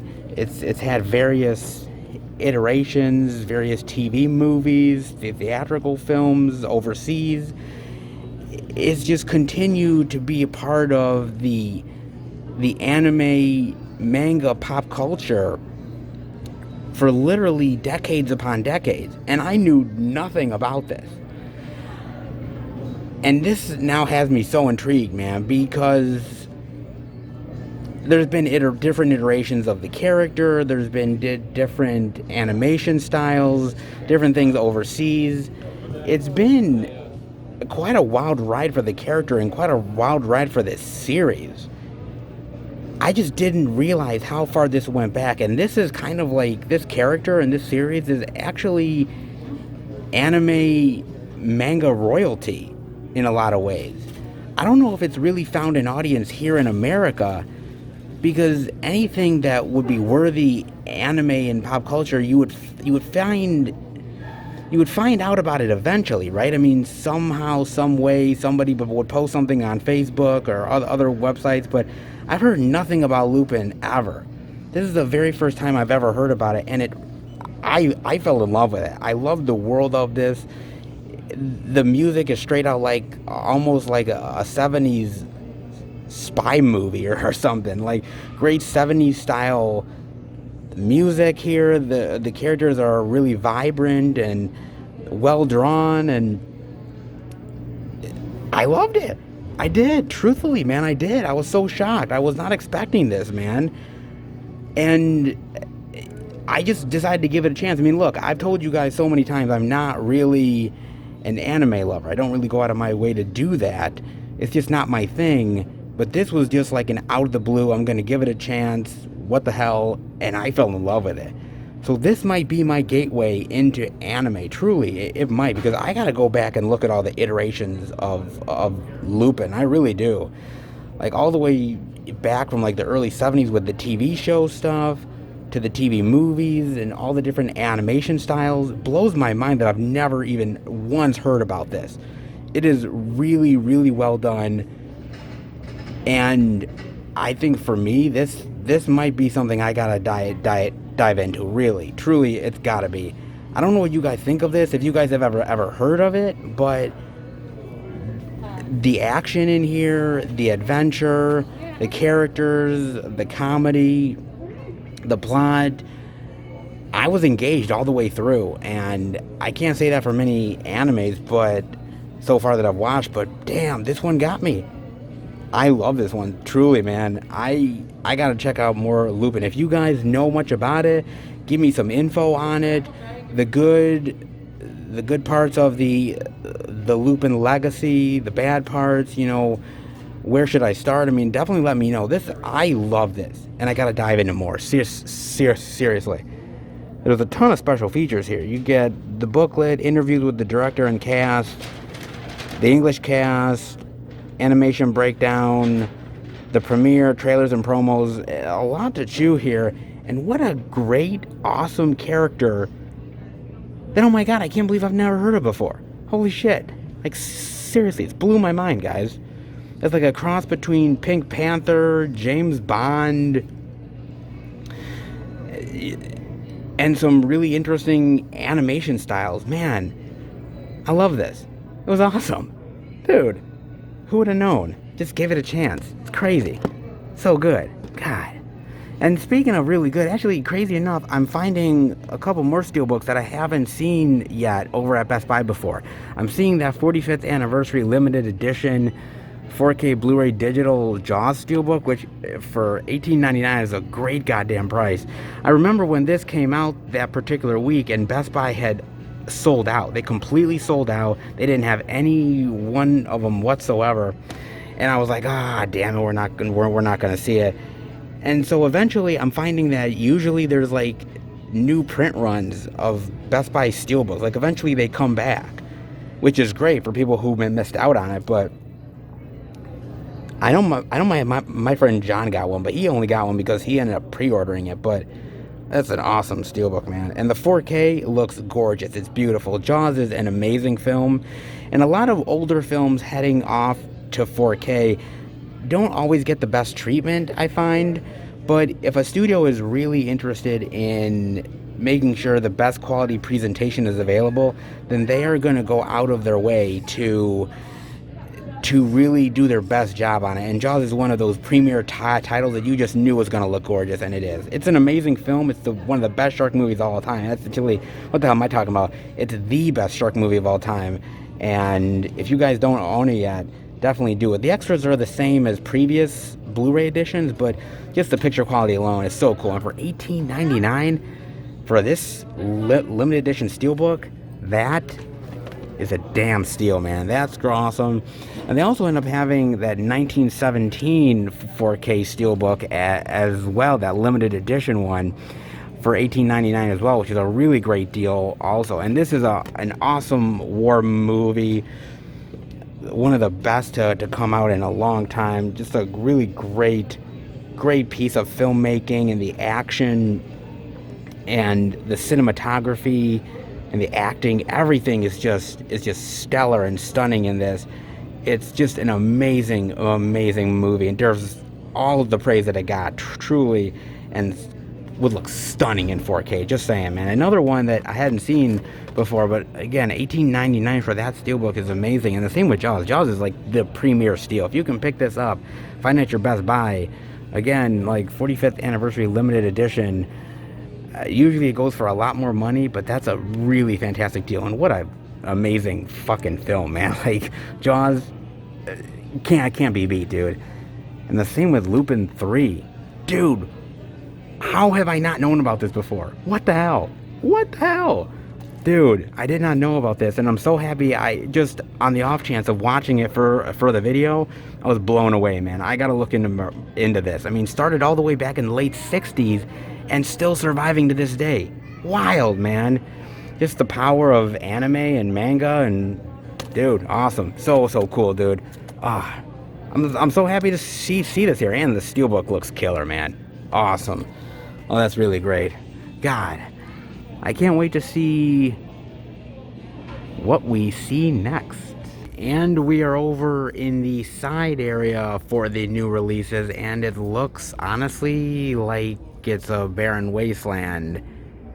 However, not exactly, baby. Look at that. Some new releases worth checking out over on this side. I think Best Buy is going to deliver this week. I think indeed, man. And the first thing I'm seeing over here is they got the Blu-ray digital of Spell for $19.99. Oh, so glad to see this here, man. Now, as I said, this movie is a movie about voodoo and about sort of this religious, hypnotic, mystical voodoo cult. And it's kind of interesting because, as I said to you guys earlier, voodoo horror movies are very specific subgenre within horror. There's not many of them, to be fair. There's only a few that are really worth even mentioning, but the ones that are, I think, are actually pretty good. I mean, you do have Serpent and the Rainbow, as I said earlier, a really great Wes Craven film that, by the way, when you think of Wes Craven and his filmography, a lot of people don't quite come up and say Serpent and the Rainbow is one of his better ones, but it really is really fantastic. Bill Pullman is awesome in that movie, man.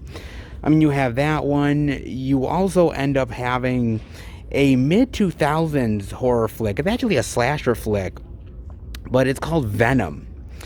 And even though it's a slasher flick, it's got some great voodoo themes in it. That's one that not many people know about. I could recommend that to you guys. Also, you have The Skeleton Key with Kate Hudson, which is pretty interesting. You also have White Zombie from 1932 with Bela Lugosi. Now, most people think of that as a straight-up zombie film, but it's actually more of a voodoo film than it is actually a zombie flick. I mean, not the zombies that we traditionally know, but it's more voodoo-like than it is zombie-like, I would say. Especially looking back on that one. And then the other one I could say is Tales from the Crypt Presents Ritual. Do you guys remember that one? I don't know whether you guys have or not. That was the third film in the Tales from the Crypt movie series. It's kind of an unofficial movie because it never was officially released in theaters as a Tales from the Crypt film, but it's actually pretty decent. It's got Jennifer Grey in it and Tim Curry, and it's a really unique little kind of horror comedy-esque Tales from the Crypt flick, again, about this woman who's getting hunted down by this voodoo cult. Pretty darn good. I do like it. It is out on physical media. You can find it on like DVD or something like that, I believe. Not bad. Like I said, voodoo is an interesting, very specific subgenre. I wish they would do more with it. I'm sure there is more that I'm not even mentioning. I'm sure there's more that are out there. It's very interesting. I love voodoo aspects, like the idea of voodoo culture and the mysticism of it. There's a great horror anthology out there, From a Whisper to a Scream, that has Vincent Price in it, and one of the segments in that is actually about voodoo and mysticism and stuff like that. I mean, it's been explored in a lot of horror anthology stuff like Tales from the Crypt and whatnot like that, but it's a really interesting, fascinating aspect to horror that I don't think has really been explored to its fullest potential. But I do have to admit that Spell does a really good job with it. I mean, well, like I said, it doesn't dive too heavily into it. Sometimes it just scratches the surface, but I gotta tell you, with the southern vibe in the film, the mystery aspects to it, the great acting, I think it's a pretty well done horror flick. And some of the new stuff that comes out doesn't always thrill me, but Spell actually did. And again, like, the word of mouth has been good, and I think it deserves all the great word of mouth. Honestly, as far as voodoo horror flicks go, and I hate to say it, but there's not many of them, but honestly, one of the better ones is definitely Spell. Not gonna lie, man. You got 15 deleted scenes, including alternate and ending and opening. You have the art of hoodoo, which I know that's not exactly voodoo in this. It's called hoodoo, but for all intents and purposes, it's pretty much voodoo. Let's be real here. Also, over an hour of bonus content as well. Not bad. Like I said, man, if you're looking for... I mean, this movie's about a little over an hour and a half. But honestly, it breezes by. The performances are great. And it's a tight little horror flick. Well worth your time. Especially if you love voodoo. And hell, who doesn't? And then I'm seeing they have the DVD digital of Jungleland for $12.99. Usually they don't really carry DVDs mostly at Best Buy, I've noticed. Most of the time it's usually just mostly Blu-rays and 4Ks, but occasionally you will see some DVDs now and again. I remember when we saw Echo Boomers, I was like, wow, a DVD? Like, that's kind of a rarity, but okay, hey, nice way to mix it up. Charlie Hunnam, Jack O'Connell. Real, raw, and exciting. I wonder what this one is about. Stanley and Lion are two brothers struggling to stay relevant in the underground world of bare-knuckle boxing. Damn, okay. When Stanley fails to pay back a dangerous crime boss, they're forced to deliver an unexpected traveler as they journey across the country while Stanley won't life a series of events.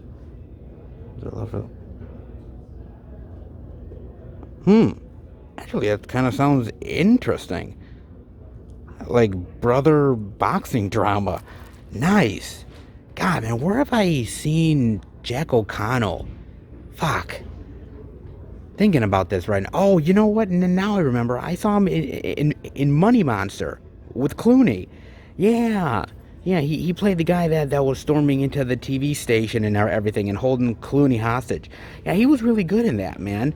Jack O'Connell really was. And I know Jonathan Majors God, he's actually an in-demand actor right now. I think he's going to be in the next Ant-Man movie. He's in Lovecraft Country, and I really liked him in Captive State. Thought he was really good in that film, man. Nice, actually, some really great acting talent. And Charlie Hunnam isn't bad either. But I think for me, it depends on the project that Charlie Hunnam does. You know what I mean? Like sometimes Charlie Hunnam is really good as an actor, and then there's other certain things that he does where I'm like, not really feeling him. It depends. This one looked like a very interesting actor ensemble, really great drama. Hopefully the boxing is really good here. See, that's the one thing. You could have a really great drama, really great acting, really great story, but if the boxing isn't good, then it kind of goes to the wayside a little bit, man. I've seen movies that are really great, and then the boxing just sucks, man. It's not brutal, it's not hard hitting. Hopefully, this is really good, man. I mean, these are really great actors, so hopefully they pull it off, but it looks great, honestly. I'm actually kind of interested in checking this one out.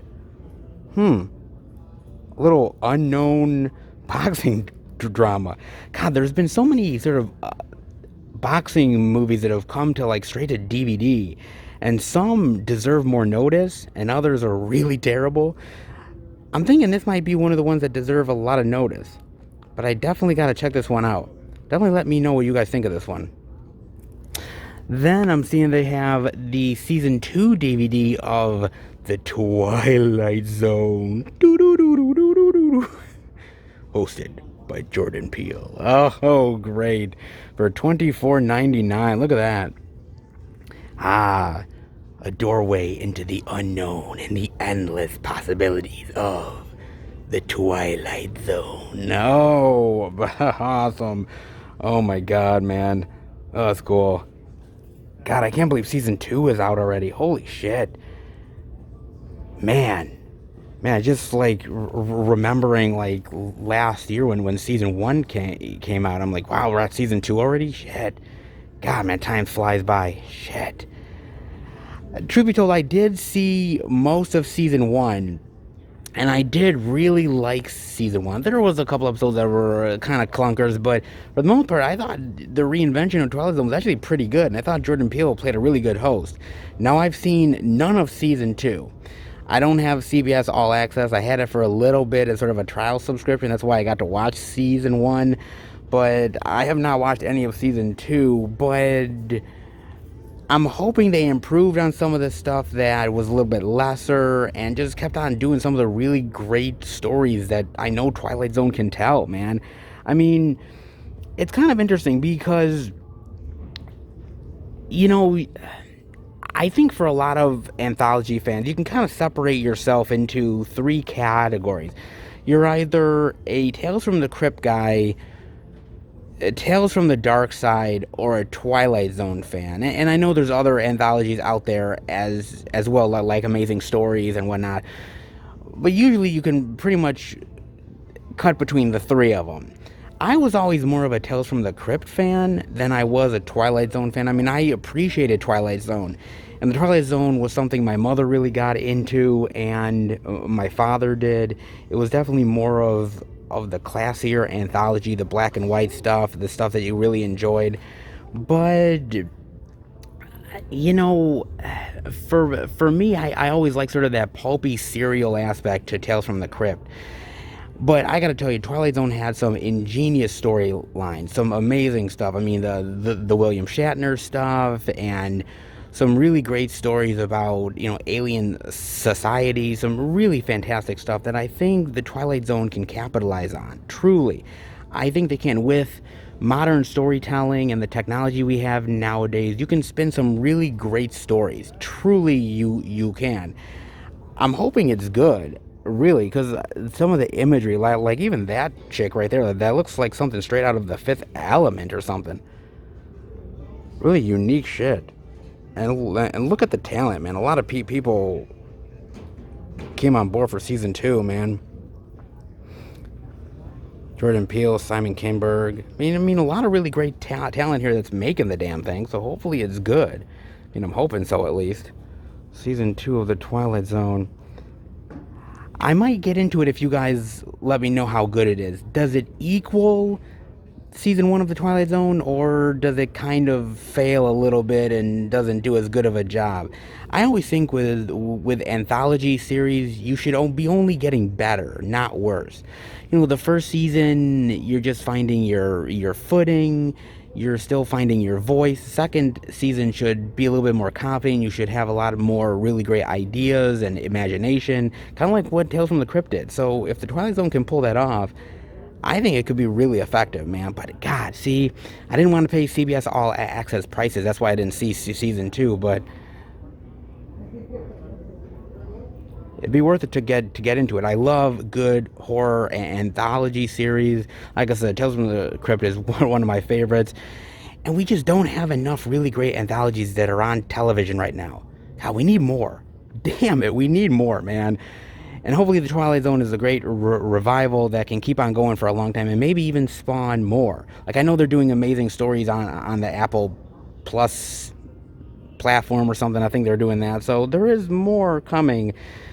Hopefully Twilight Zone Season 2 can deliver. Definitely let me know what you guys think of that. Deleted and extended scenes and gag reel. Okay, a couple of extras, but I love Jordan Peele, but can he beat Rod Serling? Nah, dude, no.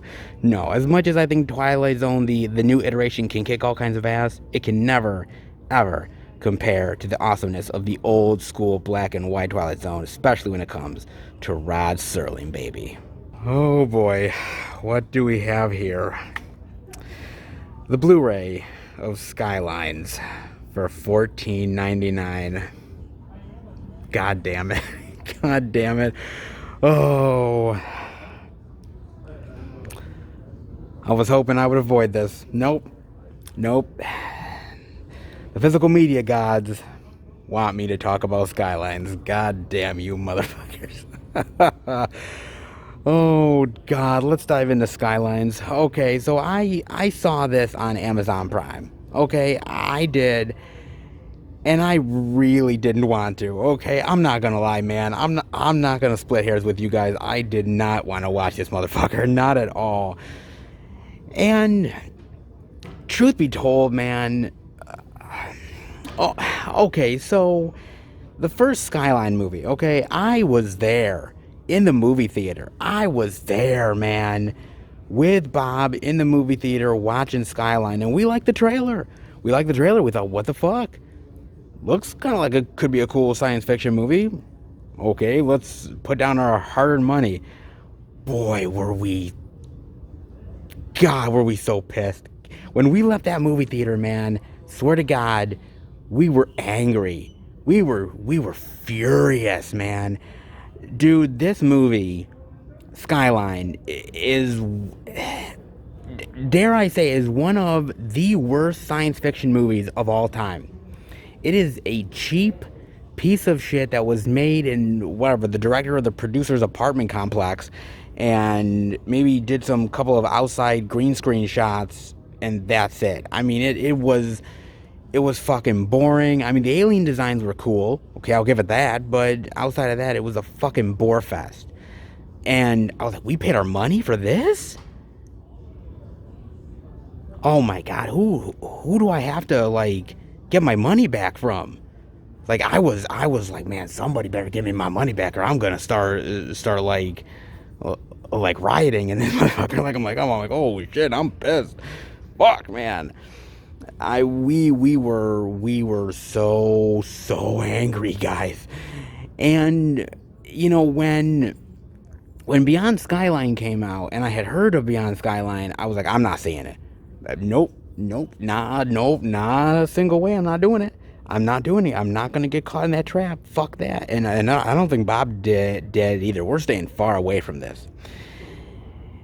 And then eventually it came to the Dollar Tree, and I'm like, okay, well, it's a fucking dollar, and I'm probably wasting my fucking dollar, but sure, fine, whatever, right? And then I watched Beyond Skyline, and I have to admit, begrudgingly, that Beyond Skyline is actually kind of decent. I mean, there's still a lot of problems with it. And it's definitely a mixed bag of a movie, but it is an improvement. And I mean a major improvement over the first Skyline movie. I mean majorly. A huge, huge improvement. And I'm like, okay, this was improved. Still got a lot of problems. I'm not sure I really like this, but I got to give credit where credit is due. It's better. So I'm like, okay, well, this thing's at the Dollar Tree. It probably didn't make a lot of money. I mean, they set up for another sequel, clearly, because, you know, in sci-fi, you just have to, right? Okay, fine, whatever. I don't think they're going to make it, but sure, why the fuck not? And, of course, ta-da! Skylines. Of course. Okay, so look, man, I mean, basically, this picks up sometime after the second film, and basically, it's them going to the aliens' homeworld to go after them and bring the fight to them. That's basically what it is in a nutshell. Now, I got to admit, man, I went into this movie, I was ready to, I don't know if I was outright ready to hate it, but I was like, this is going to be some pretty rough science fiction, man. It's going to be a rough watch. And it ended up being actually better than I thought it was going to be. Honestly, now there is still a lot of bad things here. The acting is pretty piss poor. The storyline is piss poor. The CGI, which at times is decent, at other times is pretty much cringeworthy. The dialogue is shit. Like, there's things in here to hate, man, clearly. There's a lot of things in here to really fucking hate and just outright, frankly, piss on. But that being said, there's actually a lot to really enjoy here. Like, truthfully, there's a lot to like. I mean, I really love the alien designs here. The alien designs are really fantastic, very well done. I gotta admit that the leading lady is pretty kick-ass, actually. She really is. Like, she holds her own. She's sympathetic. I like her story, her character arc. It actually works for the most part. And I think there's a lot of cool, like, sci-fi themes in here that any sci-fi lover can kind of get into and enjoy. Let's be real, guys. The movie is a mixed bag. I mean, truly, at the end of the day, this is a mixed bag of a science fiction film. And when I think about it, I'm not gonna lie, I think this movie series would almost work better as a TV show. Almost like something like Falling Skies. Because I think there's a lot of potential here that if you were to make it into a TV show, I think you could stretch it out a little bit more. You could flesh out the characters and the aliens and the alien technology. And I think overall, I think Skyline, the series, would make for a really satisfying overall, probably great television series or a television event. As movies, I don't know if it all gels together at the end of the day. There's some really great ideas here, but some of them are not, they don't all gel well together. The connections aren't really great. There's a lot of plot holes here. And even though they seem to be swinging for the fences a lot of times, and I appreciate that they do, I think they just can't, I just don't think they can cross that bar exactly into where they want to go as far as a movie franchise is concerned. But what I will say about this, though, is that, honestly, as far as a franchise is concerned, it actually gets better with each installment. I mean, actually, seriously, it gets better with every single installment of the franchise. I mean, with how terrible the first Skyline was, and the first Skyline is dog shit, there's really only one way to go, and that's up. And so give Skyline credit, give Beyond Skyline credit, because they actually make the first Skyline somewhat worth it. Which is nuts, which is absolutely crazy to me. I can't even believe I'm saying that. I mean, Skylines kind of makes me want to revisit the first Skyline. And I thought I'd never, ever fucking say that ever. Now, that being said, I probably will never revisit Skyline ever, okay? Just saying. This makes me kind of want to. But trust me, guys, I ain't gonna. I have somewhat of an integrity as a movie lover. I ain't going back to Skyline, okay? There's no fucking way. But that being said, the franchise gets better. Unlike something like Independence Day, where we had Independence Day resurgence, or as I like to call it, regurgence, there was really no point, and it really was like the movie just kind of shit on an already really great science fiction film, whereas these other two science fiction films, Beyond Skyline and Skylines, actually improve upon the series and improve upon the whole story. What weird times we're living in. If you would have told me years and years ago that an Independence Day sequel would have sucked ass and the Skyline sequels would have been better, I would have called you fucking nuts. But that's why we watch movies, because you never quite know until you actually watch the damn things. God damn. Motherfucker, it was actually kind of entertaining and had some good sci-fi themes. Truth be told, this series is just kind of a pain in the butt as a sci-fi lover, because there's a lot of good things in there and you can see where the potential truly is. It just doesn't exactly go where you want it to go, but does get better. I mean, look, this movie kind of leads off on a maybe open idea for another sequel. Look, you've already made your bets. You've already made two kind of decent sci-fi action flicks. Don't press your luck. Just saying. Just don't press your luck. That's all I'm saying. Just leave it well enough alone. You know what I'm saying? But it actually improves on it. Crazy enough, Skylines does. What a fucking crazy, nutty world we live in, where this franchise actually gets better. Fuck my life. God damn it, man. Oh boy, dude. That being said, man, I mean, some really interesting releases this week over at Best Buy. Not bad. It was really loving it. Truly, truly impressed. Not bad. All right. Let's head out. Wait for it. You know it's coming. Oh, yeah. Best Buy delivered, baby. Yes, Best Buy delivered, baby. The first of 2021. Okay, we had to have a really bad first week in order for them to deliver, but they did, finally. Oh, man. God, the savior is back, baby. Some really great media this time around, even an exclusive steelbook that I didn't even know was coming out. So not half bad, man. Not half bad at all. You know, look, some weeks are more plentiful than others, obviously, and you know, some stores are going to carry more than others. But at the end of the day, though, I got to admit that Best Buy comes through for us more than any of them, and this week is is the real deal. Let's just be honest, it's the real deal, and it really shows that when you get in the physical media like Best Buy can, you have a lot of variety and a lot of great titles worth checking out. And Best Buy proves that more often than not. Not half bad this time around. Thank God for the beast, baby. Hell, I don't know what I'd do without it sometimes. Always grateful, indeed. Hope you are too. Let's head home and finish the video. Alright, everybody. That'll do it for the Blu-ray and DVD out and about video this week. And damn, I thought it was going to be another rough week. I'm not going to lie. Like I was in at the first Walmart. I'm like, oh, like, what? Like, there's nothing to show off. Again.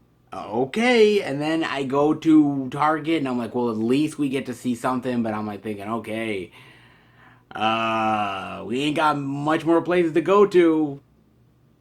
Whoa, this is gonna be a rough one. And thankfully, the second Walmart came through for us for some really great titles, and Best Buy delivered. Oh, I love saying it. The Best Buy delivered for the first time in 2021. Not half bad, man. So a little bit of a rough start, but definitely a bounce back in a big bad way. I mean, it was kind of a slow week for physical media anyways, but I think the week overall was worth it for definitely some of the unique stuff we got to show off. Not half bad, guys. Hope you enjoyed it. And hope you picked up something good. If you did, definitely let me know. As far as I'm concerned, well, I actually did pick up another title in the stores, guys. Actually, it's kind of crazy because the first week I bought Love and Monsters at one of the stores, which is really great. And now I also picked up Spell. Yeah, baby. Picked up nice old some horror voodoo goodness. Indeed, man. I like the movie. I really do. I think it's a really great, tight little horror tale. I think it's really effective. I think the horror is really well done here. I like the voodoo aspects.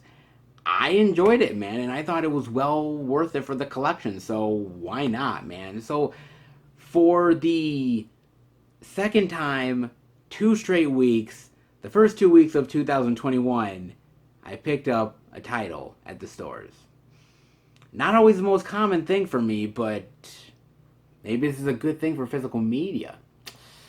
Perhaps, guys, I did pick up that. I also ended up at the second Walmart. You know, finding all of those indie titles was really great, but I also ended up finding the Blu-ray of The Call. Now, if you guys don't remember this movie, I actually showed it off, I believe, in December of last year, if I'm not mistaken. And I told you guys I really loved the movie. I thought it was a really great throwback to 80s horror.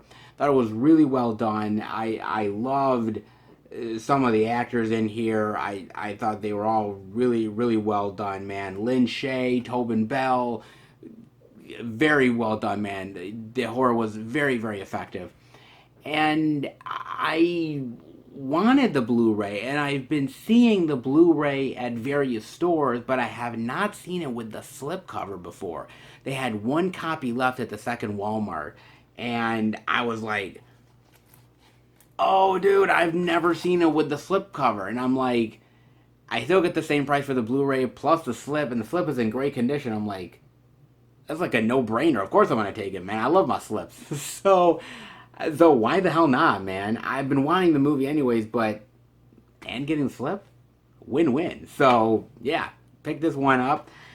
And also in the mail, I got a package, actually a package from Walmart. Yes, I actually picked up a package that I got in the mail from Walmart.com. And honestly, guys, this is a title that I knew had come out, but I didn't see it in any of the stores the release week it came out. And I couldn't really find it on some of the retail sites that I usually go on. And I was looking on Blu-ray.com, and they said, oh, your best bet is to order it through Target.com or through Walmart.com. Target.com didn't have it, and Walmart.com did, so I'm like, okay, I'm going to order this. This is a really great Michael Douglas movie. Okay, it's kind of a drama comedy in a lot of ways. It's one of my favorite Michael Douglas movies of all time. I love this movie so much. I remember seeing this in the movie theater when it came out, and I fell in love with it the moment I watched it. I mean, you have some really amazing actors here, ones that are up and coming, you know, ones that are superstars, ones that are on the rebound. It's just a really great story with really fantastic acting, and the movie just spoke to me. And I've never had it in the collection, not the DVD or even a Blu-ray version. And so when this got announced, and I was like, wow, I've got to pick this up. Got it for a great price on Walmart.com, and I'm so happy to finally have it in the collection. This is a gem that I've kind of forgotten about, and I wish I wouldn't have, but so well done. And man, God, it's finally great to have this one in the collection. One of my favorite Michael Douglas movies of all time. So good and so underrated. Not many people talk about this movie, and they should. So good, man. So finally able to have this, but you guys will not get to find out exactly what I picked up until my Blu-ray pickup video for January of 2021, which should hopefully come out at some point. like, I get, I have a lot of pickups to go through, a lot of things, but I'm slowly but steadily getting stuff through, guys. Slowly watching as much as I can. And January is going to be a decent month, I think. There's going to be a lot of stuff that I still have not yet, by the way, gotten from pickups that I ordered on Black Friday that still have not come to me. So hopefully they'll come in January here. Plus some interesting old school favorites and some retro titles. An interesting batch, I'm hoping, for January. Let's hope, guys. And also, by the way, I've taken these last few weeks kind of for a little bit of me time, and you probably have thought that I've just been taking a little bit of me time and I haven't been doing any work for the channel, and you would be wrong because I've been doing a lot of shooting, a lot of editing, and so starting this weekend, back to the grind, and I will start to be putting out some of those videos that I've been working hard on, guys. This weekend, God willing, you will be seeing a movie review and a Blu-ray pickup video. I know, I'm gotta catch up on those pickup videos, and I am slowly but surely going to do that, guys. So definitely stay tuned to that. Hopefully, God willing, you will see some really great videos from the crew. So definitely stay tuned for that, guys. And by the way, before I let you go, also another great thing I wanted to show you guys, and that is... Oh, look at that! Yes! Another bookshelf. Yes! Seriously. I got another bookshelf. Actually, it was a Hanukkah present, a late Hanukkah present from my mother. Actually, my girlfriend, we're still negotiating moving in. And so she's gonna have a lot of books, and she needs to store them, and she needs the shelf space. And so some of these shelves in back of me, some of them are going to become hers. So I need a little bit more space for my movies and physical media. So I said, hey, maybe get me this for a late Hanukkah present. My mother said, okay, cool. So that's another really great bookshelf. So, I really do need it because I'm kind of running out of space, guys. But, what a bitch that's going to be to assemble. But, well worth it. I cannot wait, guys. That will be really, really cool, man. I cannot wait, guys. But, I've got a lot of stuff to take care of. But trust me, if you stay tuned to the channel, you will definitely be rewarded for your patience. I promise you that, guys. And before I let you guys go, I wanted to talk about it, and I got a lot of people messaging me about it through a lot of the different platforms I'm on. And look, I've seen a lot of posts about it, and I know it saddens a lot of people, and that is Family Video is done. It's gone. I mean, it's not officially gone yet, but they're having the closing sales. Basically, in a nutshell, Family Video is done. They announced that they are closing the remaining locations that they have across the United States very soon, and once that happens, there will be no Family Video left. It's going to be gone. Done, finito, over with. You're never going to see another one open again in your lifetime, my lifetime, anybody's lifetime. It's gone. And for me, it's, as much as it saddens me, I knew it was inevitable. Because, last year they closed a certain amount of locations. And they were explaining it as, look, they were downsizing, and, certain ones were underperforming, you name it. And I always sort of felt like there was something wrong with that. Like, I was like, something didn't quite ring true. And come to find out, The truth is that they were barely hanging on, and they just couldn't last any longer. I mean, I always think that this was inevitable, that it was going to happen. I just think because of the coronavirus pandemic, it sped up the timeline more than it would have otherwise.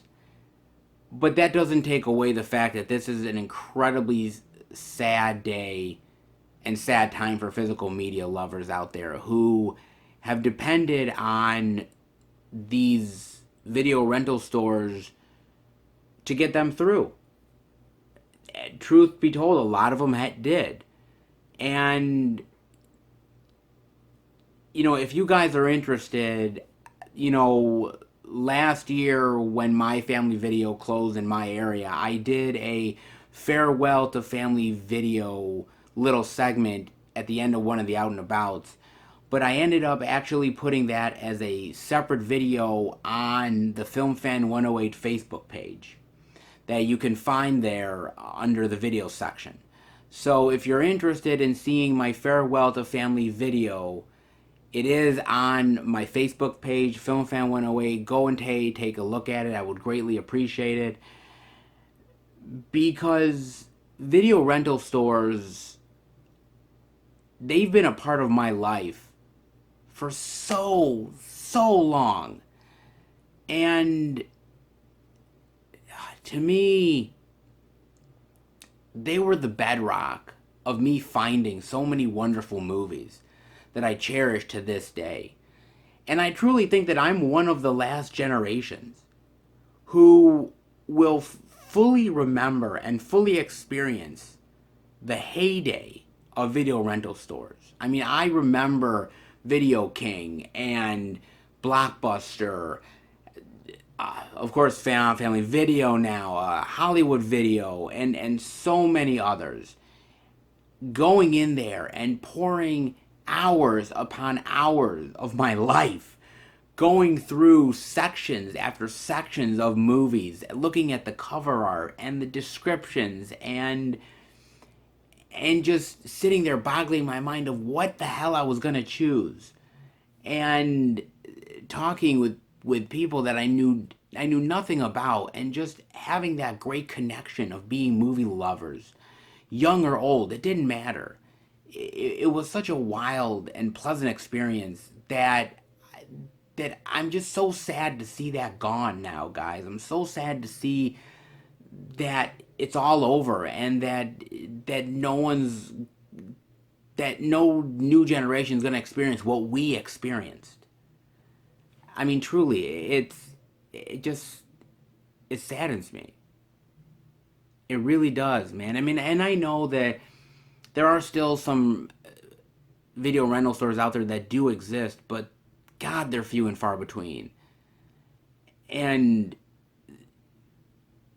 who knows when they're up on the chopping block. I mean, truly, it's just, to me, these are the stores that made movie lovers who they are. It really was, man. And to see these go, it just really pains me. It pains my heart.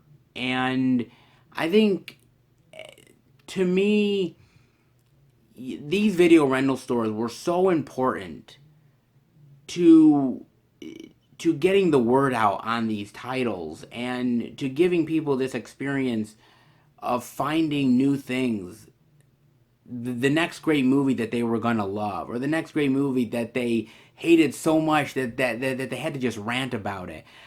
I mean, the experience alone of finding the media and experiencing these movies through these rental stores and the recommendations, it was such a magical time. And now that's almost a distant memory, and it pains me to say that. And going forward, now that the video rental stores are becoming a thing of the past, and that they're no longer really going to be around, how do we get people to find the media now? How are we going to get people to rediscover movies or discover movies for the first time? And in my humble opinion, you and we have to become the next video rental store. And I'm truthful about it. If somebody comes to you and says, "Hey, what do you recommend me?" and you can go in your collection and, "Hey, here, borrow this," and, "Oh, I think this is really cool. Give this a chance." And you become the next video rental store. You end up encouraging people to discover movies. Because I remember when I was at one of my old jobs, and people would come to me and be like, "Seth, what do you recommend me this week, man? What do you got for me?"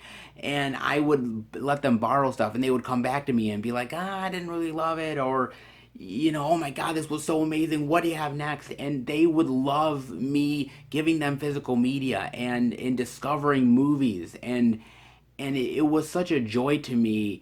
Like, I was my own personal blockbuster, and to me that had so much value. It felt like I was having these great back and forth discussions about the movies and the recommendations, and it was just the love of movies and the physical media that I had that I wanted to share with others. And I think going forward, we are going to become the next people that are going to make the next great video rental store, because it's our collections that are going to inspire others to check out these movies and to be more engaged. And it's us that are going to go out there and let people borrow titles and maybe give them a chance to discover these new movies. We're going to be the next blockbuster. We're going to be the next video rental stores, because we have to carry on that legacy and give people those new discoveries or those forgotten gems. And we have to be the ones to carry the legacy now. And I think we will. I truly do. My collection, and so many of you guys have your collections, and even if it's just one movie giving to somebody that hasn't seen it before, and if that inspires them to go and check something else out, or to go and buy it because you let them borrow it and they loved it, then that love passes on from person to person.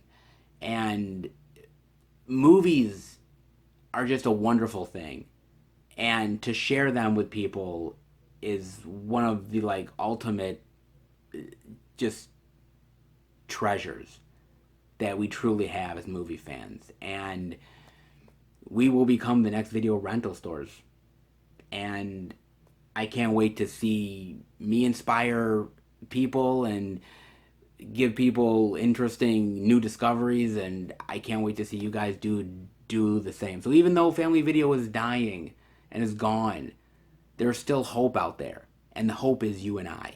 It's all of us physical media and movie lovers out there. It truly is. So don't give up hope. Spread the love, because trust me, we have the power to do it. So don't give up, man. Honestly. Definitely let me know what you guys think of that, and I hope you enjoyed the video. If you did, definitely give it the thumbs up. And if you're new to the channel, check out the other Blu-ray and DVD Tuesday videos I do every single week. The movie reviews with my friends. Movie hunting like Dollar Tree videos, Blu-ray pickup videos, live streams, and much, much more. If you are a lover of movies and physical media, hit subscribe and become a part of the Film Fan Nation. I want to thank my wonderful subscribers out there. You guys are amazing. The wonderful comments, the support, watching all of the videos, and giving me great feedback. You guys are absolutely amazing and wonderful, and I cherish each and every one of you. So thank you so much for sticking with the channel and sticking with me, and I hope I give you enjoyment and love, and I know you give it right back to me. So thank you so much. So if you love how I talk about movies and physical media, then definitely hit subscribe and keep up to date with everything I'm doing through Instagram, Twitter, and Facebook. FilmFan108. Keep up to date with everything I'm doing, plus special pictures and videos I do from time to time on social media as well. Alright guys, this was quite the interesting journey this week, but the journey don't stop, as I will see you back next week for a brand new Blu-ray and DVD out and about video. Take care everybody, and happy hunting.